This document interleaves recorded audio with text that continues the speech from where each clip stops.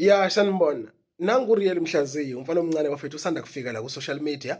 Angazi noma ushoda ngehobby noma ushoda ngecontent noma ushoda ngani, kodwa ngiyafisa wafethu ukufana ukumqwashisa, yabo? Kuphela. Angixabani naye bafethu, angixabani nani because ngiyazi kuneqhuqaba eliningi labantu elimsekayo bafethu, yabo? Elimsekayo but ngiyabona limfaka ehlathini, yabo? Because ukube ngubhuti wakho omdala, if kuukuthi ukhona ubhuti wakho omdala boy uyakuyekelela. If kuukuthi ukhona ubaba wakho uyakuyekelela. Zimbili izinto njengomfana okumele ukuthi mawufika kule age okuyona ukhuzwe ngazo. Zimbili vo. Okumele ngempela udonswe ngendlebe ukhuzwe ngazo.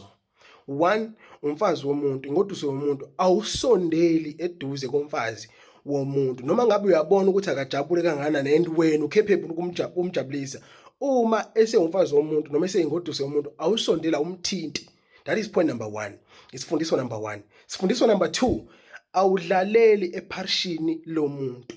Awuyifaki inhlabathi eparishini lomuntu. Ngisho kuthiwa akukho kanjani kangakanani emthethweni. Indlela enza ngayo uzabeka isinko etafuleni. Ngisho kuthiwa ayikho kangakanani emthethweni.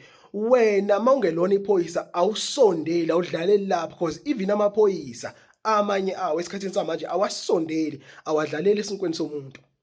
Even amaphoyisa ayayibheka impi yawo.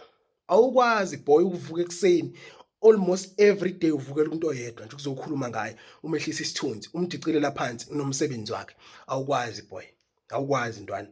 I-wrong le nto leyo. Zamenye content boy, khulume ngeentombi, ukhulume ngesikole, usemncane kakhulu, yabo? Usagibela amatekisi, usaphila nabantu, usadlala ibhola, usahamba uyeyitekini, yabo? Koba sangathi kubanga into encane kanti umuntu uyazi ukuthi ubangani nawe, yabo? Ngiyacela ntwana, ngiyacela mfethu. Angiyilwi nawe, ngicela uyishintshe i-content noma mongayishintshi uqhubeke nawe kodwa wenze kangcono. Ngiyacela ntwana, angixabani nawe. Zimbili izinto kumele uhloniphe. Ukugada ukuthi awuyifaki inhlabathi eparishini lomuntu noma awumthinti umfazi womuntu. Kulapho nje boys, mawuzwa uzongilalela.